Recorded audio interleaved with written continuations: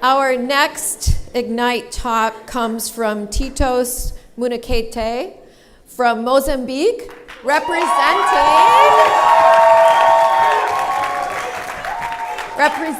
Northwestern University. We love to party.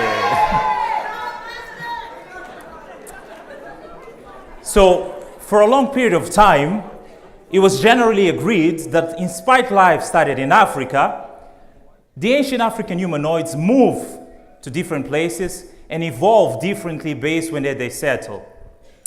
More recently, however, scientists have demonstrated that not only life evolved to human beings in Africa more than 200,000 years ago, but they only moved quite recently. This is just a small example of how misunderstood our story is, which gets us to think that perhaps we are not telling the right story. I'm Titos Munhequete, and I'm a passion for problem solver. I come from a place very beautiful, as many of the countries we have in Africa. And just as I had to answer a lot of friends, yes, we have buildings, there's roads, there's bridges, there's even airports, if you believe it. So by the age 26, as an engineer, I was a top executive of a multinational firm, which gives me exposure to the world and helped me realize how misunderstood our story was. All there was war, civil unrest, famine, and poverty, which is like one of my sisters at Yali likes to say, until the lions learn to tell the story, the hunting tales will be told only by the hunters.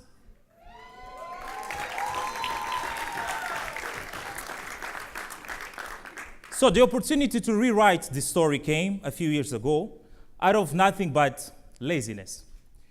I needed to buy groceries on a Saturday morning, except home, what that meant for like many people is crowded supermarkets or unsafe street markets.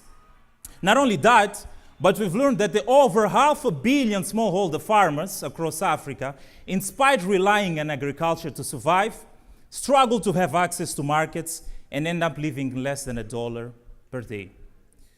It was clear to me that I need to do something about this. I felt compelled, decided to quit my job, and along with two amazing co-founders, we've asked ourselves, what if, with a touch of a button, the same customers could access all the products that they want, and at the same time, the smallholders themselves could unlock a far bigger market share using something simple, already in their hands, their cell phones.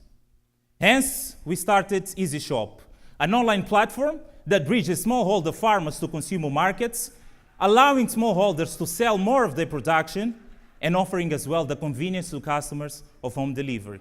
And within the year or so that we've been doing this, not only have we managed to provide convenience to more than 1,000 customers, but more importantly, we help over 300 smallholder farmers move out of poverty line. Just like Teresa, by the way, which when we met her, she could barely think of basic education for her daughter. Now, she's even dreaming of sending her to university.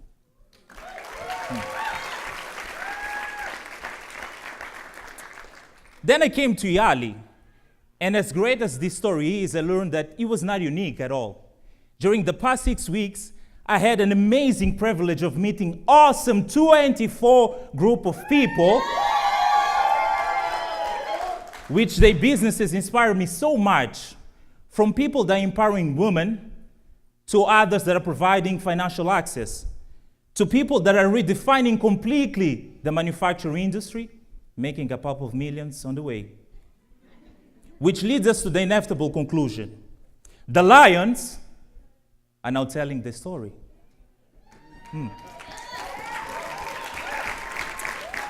So my challenge today, fellow leaders, is we need to tell our stories. We need to change the African narrative. We need to show the world how loud our voice is. In fact, I will ask you all to stand up.